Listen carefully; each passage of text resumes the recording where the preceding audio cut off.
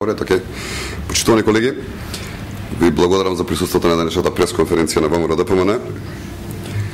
Господјата Радмила Шекеринска на ментизите на СДСМ постојано говори дека во Македонија се живеело сиромашно и дека сме биле како Гана.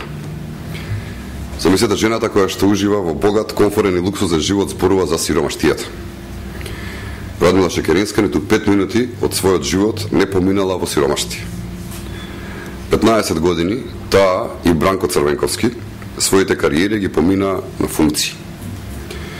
Ефтин популизам е токму овие луѓе да говорат за сиромаштијата, кога тие ја создадоа, изгоре на тоа говорат работи кои што воопшто и не ги познаваат.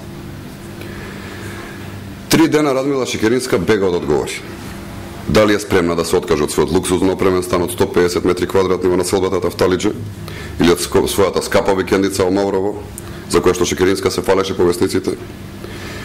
Дали Радмила Шекеринска е спремна да се откаже од најновиот автомобил Мерцедес кој што вреди околу 150.000 евра? Или пак од своите скапи и брендирани чанти вредни десетици илјади евра?